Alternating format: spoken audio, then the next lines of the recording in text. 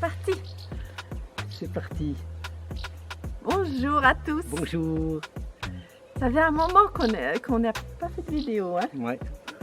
Alors bonjour à tous et aujourd'hui on va vous parler d'un sujet un petit peu différent des autres vidéos qu'on a faites récemment. C'est l'été, on est au mois d'août, début du mois d'août. On est content de vous retrouver aujourd'hui. Et on remercie beaucoup toutes les personnes qui se sont abonnées récemment à notre chaîne. Ça nous a beaucoup touchés. Alors on voulait vraiment vous dire merci du fond du cœur et merci aussi à toutes les personnes qui nous envoient des messages magnifiques pour nous remercier pour notre travail. Voilà, ça nous fait vraiment chaud au cœur et du coup, ça nous a donné envie de reprendre la petite caméra et puis de faire une nouvelle vidéo aujourd'hui en plein cœur de l'été puisqu'on est début août pour vous parler de nos activités, pour vous présenter ce qui est vraiment ce qui nous occupe en ce moment et qui nous donne beaucoup de plaisir et beaucoup de joie. Alors comme ça nous plaît énormément ce qu'on est en train de faire en ce moment, eh bien on voulait vous le partager. Tu veux nous expliquer un petit peu en quoi ça consiste notre expérimentation? Ouais, voilà, on a trouvé un petit espace entre deux poteaux. Et on s'est dit, tiens, on va combler cet espace avec du bois cordé, mais avec différents niveaux, différentes tranches, avec différents matériaux, différentes façons de les mettre en œuvre. Voilà, pour jouer avec ça, avec tous les matériaux, et puis montrer justement comment on peut les assembler de différentes manières pour créer différents aspects, et tout ça pour la beauté, pour le plaisir de créer, de faire quelque chose d'artistique, enfin, pour s'éclater. On a envie de s'éclater et puis de le manifester. Et moi je trouve ça tellement beau cette technique. On a un mortier de terre avec de la fibre, avec du chanvre, de la sûre, un petit peu de sable. Donc celui-là, il n'est pas encore sec. Hein? Non, celui-là, il est frais, il n'est pas sec. Hein, non. On a fait un petit soubassement avec des silex et un mortier de chaux. Et puis toute une partie de bois cordé classique, chaussures et sable pour le mortier. Et là, une petite tranche avec du sable fin jaune, donc chaussures et sable fin, et avec des lattes de récupération croisées dans le mur, et puis une tranche de sable rose fin avec un mortier de donc chaussures et sable, une tranche avec un mortier de terre avec légèrement de chaux dedans, au sable fin, sable rose, mais c'est la couleur de la terre qui est ressortie. Elle a une tranche au sable rose, mélange de sable fin, de sable plus grossier avec de la fibre, hein, avec du chanvre dedans, donc un mortier de chaux aussi. Et on a fini avec un mortier de terre sans chaux du tout, hein, uniquement de la terre, du chanvre, beaucoup de chanvre, autant de chanvre que de terre, un peu de sable et un peu de sûre. Alors là, on a préparé une petite mur claustra pour montrer qu'on pourrait faire un mur claustra, donc avec ces 5 bûches là, qu'on pourra retirer quand le mortier de terre sera suffisamment sec pour faire des trous. Et puis on a fait une incrustation d'ammonite, 2 bûches bouteilles, voilà, des petites choses qu'on peut trouver. On utilise aussi pas mal de bambou. Les abeilles solitaires pourront venir pondre, ou les charpentières. C'est ça. Et on aime bien faire des murs pour les insectes. Oui. Et alors les petites abeilles, elles vont être contentes de venir pondre dans ces petits trous-là. Oui. Et puis évidemment, la niche. Pour le chien. La niche. On verra ce qu'on va mettre là-dedans. C'est la niche du chien. Non. Pour un tout petit chien. Ce mur, c'est tellement joli. On voit toutes sortes de bois qu'on a utilisés. Alors, c'est pas que du bois. On a aussi utilisé des bambous. Tu veux nous dire un peu, toi, qu'est-ce que tu utilises dans les bois, tes bois préférés? Moi j'aime bien, par exemple, l'acacia qui a une couleur jaune et qui a des anneaux qui se distinguent bien. Ouais. Pareil pour le Douglas aussi, hein, qui a une autre couleur plus rosée, mais aussi qui a ses anneaux qui se détachent bien. Et puis le chêne aussi, qui a une autre couleur plus foncée, ça donne aussi, je sais pas, une autre allure, hein, de quelque chose de plus solide. Ouais. Donc il y a aussi cet aspect des matériaux qui évoque aussi de la solidité ou quelque chose de plus tendre, surtout quand on connaît un petit peu le bois. T'as mis quoi dans ton mélange? J'ai mis 2 seaux de sûre, 2 seaux de chanvre, 3 seaux de chaux et 5 seaux de sable, dont 2,5 de sable 0,4, un peu grossier, et 2,5 de sable fin, donc du sable rose. Et ça fait une belle couleur. L'huile de bétonnière, elle est dans l'atelier, mais elle est bien. Ça fait une petite quantité. Ça fait un petit peu d'exercice. Ça fait une petite quantité, et ouais, mais c'est très agréable à faire dans la brouette. Et puis, ça fait une alternance entre les périodes de montage et les périodes de mélange. Et du coup, ça ne fait pas des trop gros mélanges où on est trop longtemps à monter, et puis où le mortier il sèche un petit peu trop. Donc là, il n'aura pas le temps de bien sécher pendant que je le monterai. Voilà, c'est bien. Et puis ça fait pas de bruit, pas d'électricité, pas de carburant. C'est super, super, assez agréable en plus, j'aime bien.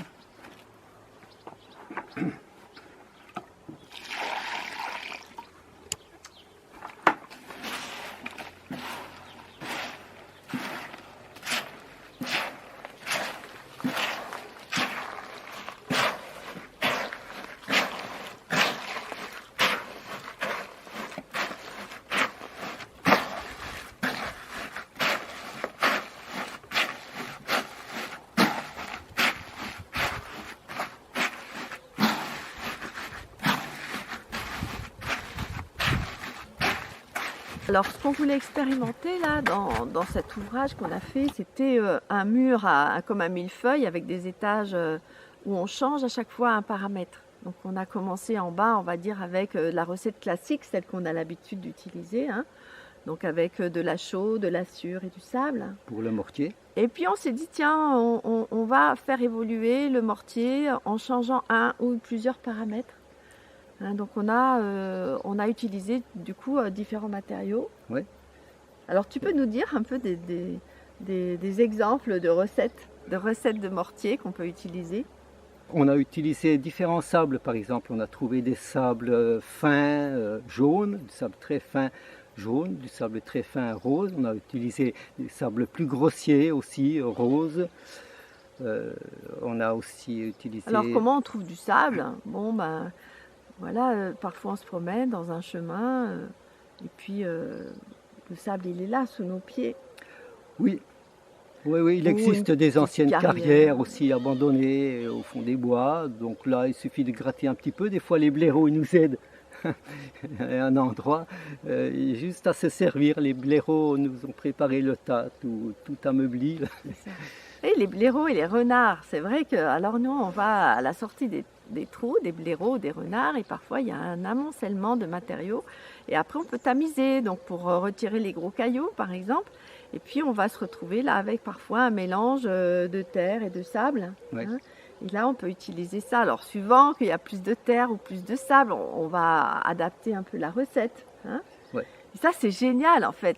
Parce que évidemment, si on a un mur à faire, on peut aller au magasin acheter des parpaings, mais c'est pas c'est pas le même résultat. Et nous, ce qui nous plaît vraiment, c'est de dire, regardez les matériaux merveilleux qu'on a autour de nous, qui ont un rayonnement, qui ont une chaleur, qui ont une texture, une sensualité. Alors, il suffit de regarder, comme faisaient les anciens, qu'est-ce qu'il y a autour de nous. Il y a des régions, c'est des galets, il y a des régions, c'est des silex. Et on a beaucoup de silex. Il y a des régions où il y a beaucoup de sable, presque tout le monde a de la terre, de l'argile, hein. Et donc ça c'est vraiment... les anciens, ils construisaient comme ça, ouais. Hein, ils construisaient comme ça. Ouais. Et ils expérimentaient, expérimentons avec ça, avec la terre. que justement la terre, ça s'apprend. Hein. Une terre, si on l'utilise trop argileuse, avec pas assez de sable, elle va fondre. Donc là, on va s'apercevoir qu'il faut rajouter du sable. Donc c'est apprendre aussi à utiliser les matériaux, à les apprécier. Alors ça, c'est vraiment intéressant. Moi, j'aime bien ce que tu dis, c'est-à-dire si la terre, elle est argileuse, il va falloir mettre plus de sable. Alors, on va faire des essais, c'est ça, C'est ça. On va faire des essais, on va Des faire des essais. petits bouts, Ouais. des petits bouts d'essais, peut-être ailleurs, Ouais. pour voir comment ça se comporte au séchage. par C'est ça. exemple. C'est ça, oui. Puis, si on ne le fait pas ailleurs, après, il faut démonter pour Ouais. recommencer. Ouais. Tu nous expliqueras un peu ce que tu as fait comme mortier rose là. Chanvre, chaud et sable fin rose. Un sable de la nature. Ouais, le sable, une petite carrière, un petit trou là, dans un coin pas loin d'ici. Hmm.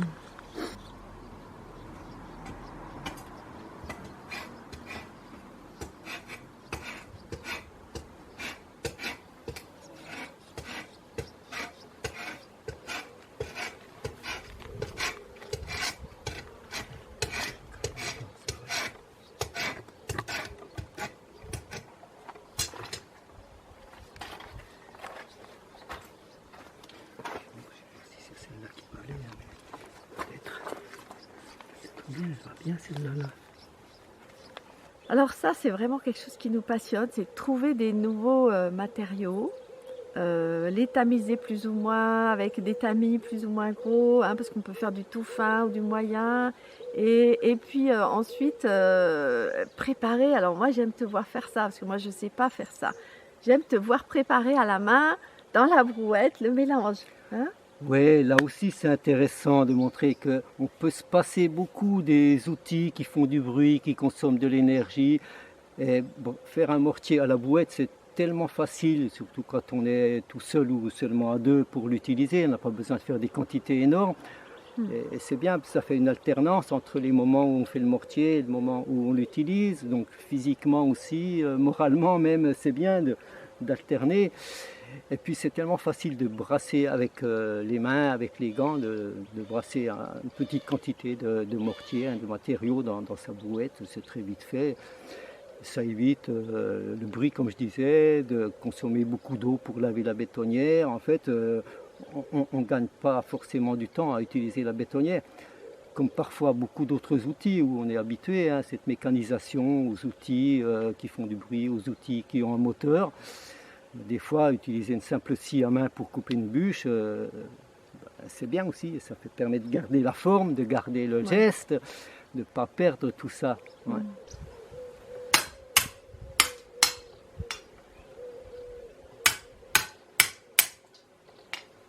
J'écorce ce morceau de prunier.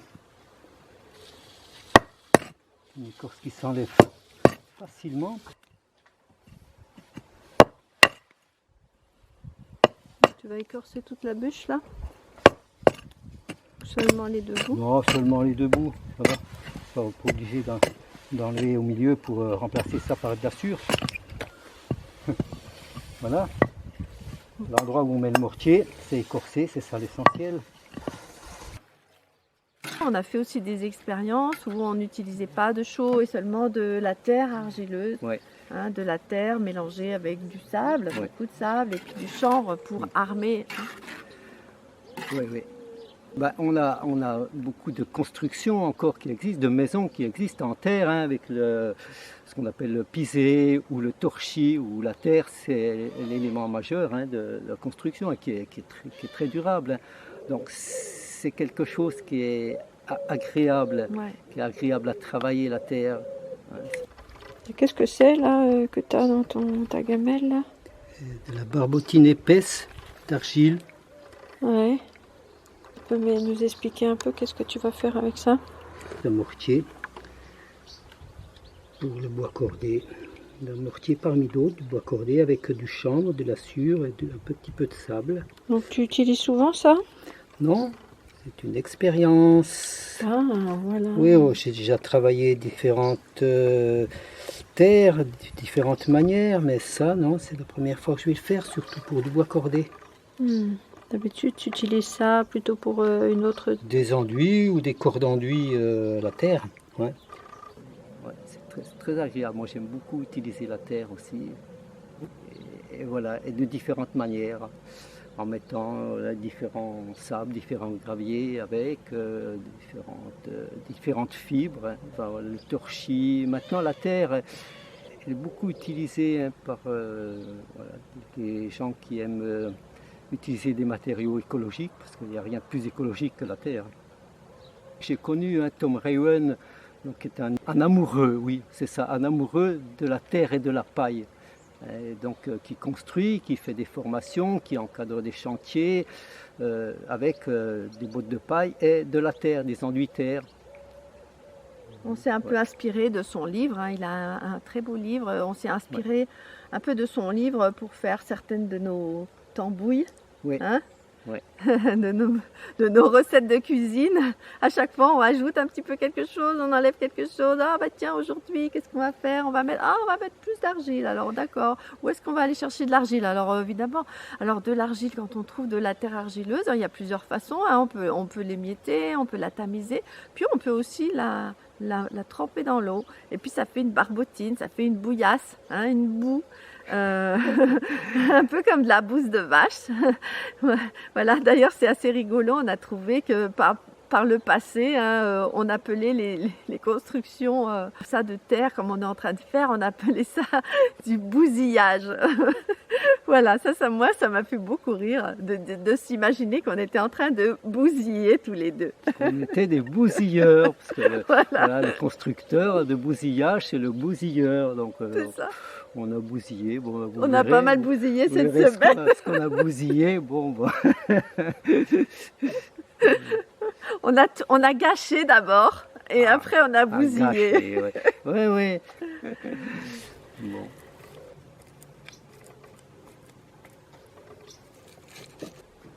C'est rare que je te vois travailler à la taloche, hein? À la truelle. Oui, à la truelle. Ouais, c'est ce que je me dis, ouais, là. Ouais. C'est beaucoup plus collant que le mortier de sable et chaud. On s'est lancé dans cette aventure. Qu'est-ce qui nous a pris là en ce moment? Parce qu'on est tout le temps là-dedans. Donc on s'est lancé dans cette aventure parce qu'on avait envie de réfléchir à un livre. On est en train de commencer à rédiger un livre. On ne sait pas si on va aboutir notre projet, mais voilà, on espère qu'on va aller au bout pour montrer justement tous les bousиllages et tous les murs en bois cordé qu'on a fait ici dans notre lieu. Et puis toi, tu as une grande expérience aussi, hein, de la construction. Ouais. Donc essayez de consigner tout ça dans un ouvrage. Mais bon, on vous en parlera quand ça sera abouti et quand on aura avancé encore dans ce travail. Voilà, et puis montrer un certain nombre de recettes de cuisine avec ça.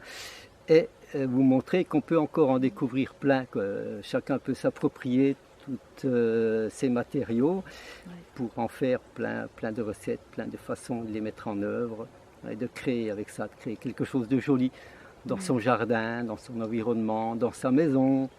Ça nous donne beaucoup de joie de faire ça, hein. Ouais. C'est tout simple. Ouais, on s'éclate avec ça. Ouais. On est dans la créativité. Puis alors c'est lent, c'est assez méditatif parce qu'à chaque fois on fait un petit bout de mur, hein, une tournée pas de bétonnière, une tournée de brouette. Ouais. Hein. On a le temps, oui, c'est ça. Ça va, comme on met des petits assemblages de bambou, de bois, de bouteilles, alors ça prend son temps. Ouais. Et du coup, le temps de mettre tout ça en place, ça prend 1 heure, 1 heure et demie. Hein. Et après, on attend. Le lendemain, ça a séché un petit peu, donc on peut continuer tranquillement. C'est un ouvrage, là, ce mur, c'est un ouvrage qui nous a pris déjà 1 semaine pour monter tout ça. Hein. À chaque fois, trouver des nouveaux matériaux. Pour moi, c'est aussi apprendre à prendre le temps. C'est pas donné à tout le monde d'avoir du temps, d'être disponible. Mais quand on l'a, au moins savoir en profiter, prendre le temps. On n'est pas aux pièces, on a tout le temps. On va faire ça petit à petit, prendre le temps d'aller recouper une bûche, juste la dimension. Moi, je dis souvent ça, ils ne comptaient pas leurs heures pour faire des sabots, pour faire des chaussures, pour faire des manches d'outils. pour faucher l'herbe devant la ferme, traire des vaches à la main. Ouais. Hein? Ouais. Alors aujourd'hui, c'est vrai qu'on a inventé tout un tas d'appareils et de machines qui nous permettent d'aller vite. Mais des fois, on aime bien aller à l'envers et se dire, mais on n'est pas obligé de compter nos heures. Et peut-être ça va nous prendre une semaine ou un mois ou 2 mois pour faire ce mur, peu importe. Hein. L'important pour nous, c'est cette activité qui nous donne tellement de plaisir, qui ne coûte rien, parce qu'on fait ça avec tous les matériaux gratuits qu'on a, à part la chaux qu'on achète, mais sinon, voilà, puis le chanvre aussi hein, qu'on a acheté. Mais sinon, tous ces matériaux sont vraiment très peu onéreux. C'est surtout que ça nous donne du plaisir à faire ça, et c'est des ouvrages qui vont rayonner, qui vont donner beaucoup de plaisir aux gens qui vont les regarder. Moi, souvent, je pense au facteur cheval quand on travaille. Tu sais, on a été allé visiter le palais du facteur cheval l'année dernière. Bah, nous, on aime bien cet endroit. Le facteur cheval revenait de sa tournée tous les jours avec ses petits trésors qu'il avait trouvés sur son chemin, les petits morceaux de cailloux, les galets et les coquillages et tout ça. Et nous, c'est un petit peu pareil. Tu vois, j'ai l'impression qu'on est un peu comme les grands maraudeurs. On est les facteurs cheval de Lyon. Grands maraudeurs de matériaux. Mais en fait, c'est ça aussi, c'est apprendre à utiliser les matériaux qu'on a sous la main. Là,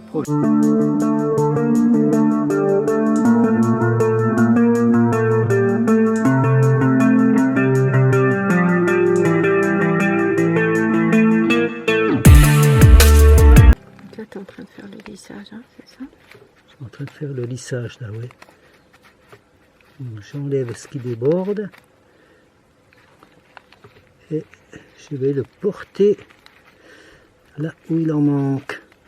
Et ensuite, je frotte rapidement avec le dos des doigts. Ça ramène l'humidité du mortier en surface, de sorte qu'il est très lisse et qu'ensuite il ne nous donnera pas de poussière quand on se frottera contre. Ouais, quand je me mets devant le mur le soir, là, quand on a travaillé un petit bout, moi je travaille pas beaucoup, je prends les photos, Alain il travaille. Et ben moi je suis là devant ce mur et ça m'émerveille, ça me donne de la joie et du plaisir de regarder ce bel ouvrage qui avance petit à petit. Ça me fait penser aussi quand on fait un tricot de jacquard, hein, on fait des rangs avec des couleurs différentes. Et ça avance pas vite. Hein. Alors, quand on tricote, les tricoteuses, elles savent, hein, c'est long de faire un beau tricot. On compte pas nos heures quand on tricote. Là, c'est un peu pareil. On a le plaisir de voir qu'on a avancé et l'ouvrage qui est en train de se réaliser. De l'alchimie. C'est l'alchimie, voilà. Moi, j'ai fait de l'alchimie avec mes teintures et toi, tu fais l'alchimie dans le mur. Ouais, c'est ça. Ouais. L'alchimie de la brouette. le bousillage, c'est l'alchimie de la brouette. Ouais. Bon, alors voilà, moi, je vous propose qu'on se laisse là. On est un peu bavard et en même temps, c'était vraiment chouette pour nous de prendre ce temps-là pour échanger avec vous et vous raconter un petit peu nos expérimentations. Et voilà, on vous dit à bientôt pour des nouvelles aventures, pour des nouveaux sujets. Hein, on ne sait pas trop où la vie nous conduira, mais on vous dit à bientôt pour la suite et pour se retrouver encore pour des nouvelles choses. Hein. Oui, à bientôt. C'est toujours avec beaucoup de plaisir qu'on partage nos expériences avec vous. Voilà, le soleil qui vient danser avec nos figures là. Comme il danse dans le mur, c'est pareil. Oui. Donc on vous dit à bientôt. À bientôt. Portez-vous bien, profitez bien de votre été pour ceux qui sont en vacances et puis faites des choses qui vous plaisent surtout. Alors on vous embrasse Au revoir. Et on vous dit à bientôt.